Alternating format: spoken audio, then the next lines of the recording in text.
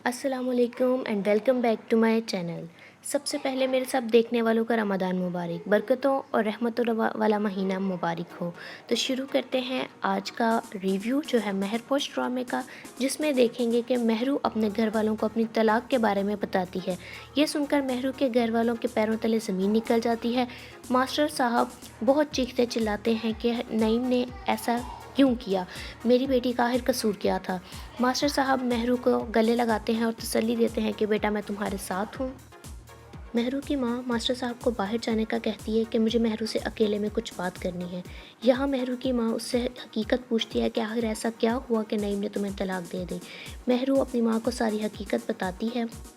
Master साहब बाहर खड़े सोचों में गुम होते हैं कि शाहजहां आ जाता है। मास्टर साहब कहते हैं मेरी बेटियां बहुत मासूम हैं, ख़ास तौर पर महरू। नईम ने आखिर ऐसा क्यों किया। शाहजहां पूछता है कि आखिर बात क्या है, इतने परेशान क्यों हैं। मास्टर साहब जो अपनी बेटी की शादी की खुशी में नाच रहे थे, आज बेटी की बर्बादी पर रो रहे हैं। इन पर तो जैसे आसमान ही टूट पड़ा हो। मास्टर साहब और शाहजहां महरू के पास आते हैं तो महरू की माँ कहती है मेरी महरू ऐसी नहीं है, नईम ने उस पर बदकिरदारी का इल्ज़ाम लगाया और उसे तलाक दे दी है।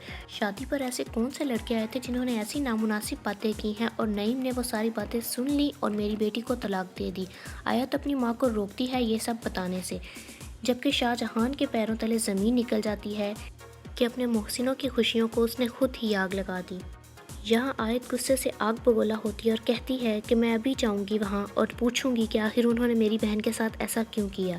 जिस पर उसकी माँ गुस्से से चीखती है कि जाओ, ज़रूर जाओ, और जाते जाते अपने बाप का गला भी घोट जाना। यहाँ मास्टर साहब परेशानी की हालत में बैठे होते हैं कि शाहजहां पूछता है मास्टर साहब गली के सारे लड़के आपकी बहुत इज्जत करते हैं, क्या आपको किसी पर शक है कि ऐसा कौन कर सकता है।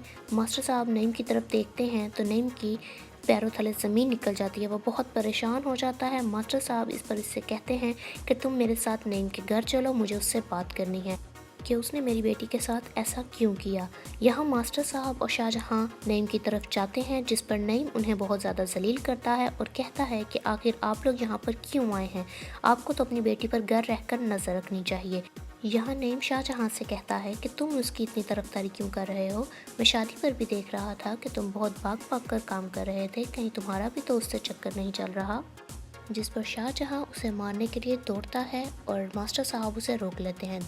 दूसरी तरफ नईम की माँ घर छोड़कर जाने का कहती है, जिस पर नईम उनसे कहता है कि ऐसी भी क्या बात हो गई कि आप घर ही छोड़कर जाने लगी हैं। नईम की माँ कहती है कि तुम इस बोझ के साथ जी लोगे, उसके बाप पर देखा क्या गुजरी है, वो सारी रात हॉस्पिटल में रहा है और अब भी अपनी बेटी की परेशानी में उसका क्या हाल था।